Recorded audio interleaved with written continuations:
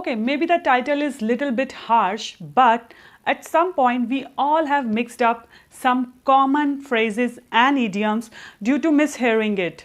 Hello everybody, I'm Simran Kaur from Let's Learn with Simran, and today we are going to talk about 5 common phrases that are misinterpreted or we are misusing it. English language is full of idioms and phrases. A lot of words don't sound the way you might expect from their spelling. Even native speaker had to learn at some point. But there are a lot of common phrases and idioms that doesn't make any sense. Here are 5 common phrases that you might be using or saying in a wrong way. Even I wasn't aware some of these until I researched on this content. We can say these words are malapropism. Sometimes we say wrong things, other times we purposely say wrong things.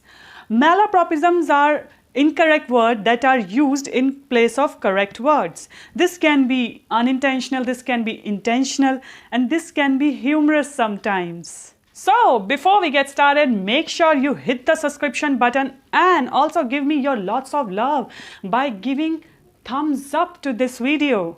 So, are you ready to dive in? Okay, let's start and find out which phrase is the most correct one. So our first phrase is I could care less versus I couldn't care less. So our first pair is I could care less versus I couldn't care less. This is an extremely common misused phrase. People often use I could care less, but they are actually emphasizing the meaning of I couldn't care less. Let me differentiate both. I could care less implies that you do care about something a little, whereas I couldn't care less emphasize that whatever is happening, whatever is going doesn't bother you, or you don't care about the topic at all. So, most common phrase and the correct phrase is I couldn't care less, which means you doesn't care about anything. Example for I could care less. In my disease, I could care less about anybody or anything. Means whenever I got sick, I hardly cares about someone or somebody. Example for I couldn't care less. I couldn't care less who is getting married. I really don't care. So our next pair phrase is I made complete 360-degree change versus I made complete 180-degree change. So our next pair phrase is I made complete 360-degree change versus I made complete 180-degree change. Sometimes people explain their situation by 360-degree or 180-degree.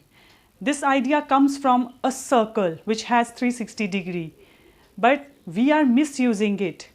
If you want to show the situation is completely different what it was earlier, use 180-degree. Or if you want to explain the situation back to its original state, use 360-degree. For 180-degree change, Alicia has made 180-degree changes in her life. She has lost 20 kg. Means earlier she was healthy and now she has lost 20 kg, a complete difference, 180-degree changes.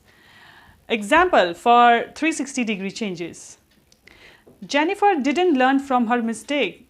She has gone to 360-degree. Means she didn't learn from her mistakes and now she's back to his original state. So our next pair phrase is hone in and home in. So our third pair phrase is hone in and home in. Sounds similar, right? Let me explain. Hone in means to sharpen your skills, to improve your skills, whereas home in on something means to get closer to something or to achieve your goal or moving towards your goal. Example for hone in. Hone in your English speaking skills by Let's Learn with Simran. Example for home in. As CBI gathered clues, they began to home in on the solution of the death mystery. So our fourth pair of phrase is nip it in the bud versus nip it in the bud. So our next pair phrase is nip it in the bud versus nip it in the bud. Many people say nip it in the bud, but it should be nip it in the bud, meaning to stop something before it gets worse. In simple words, you can say to stop something by dealing with it as soon as you notice it. In an example, I was starting drinking too much alcohol, so I nipped it in the bud and stopped drinking altogether before it became a serious problem. So our last pair is anyways versus anyway. So our last pair is anyways versus anyway. We often use this word anyways in spoken English, but we should avoid in writing, as anyways considered to be most informal word, or you can say a slang. We should use anyway because it's more formal. It's an adverb actually, and adverbs can't be plural, right? Meaning of anyway, to do something without regard, regardless. We often use this word to change the topic or to end the conversation. In an example, she knew it was dangerous, but she did it anyway. So this is all for today's video. Be careful when you use these phrases and make sure you get them right.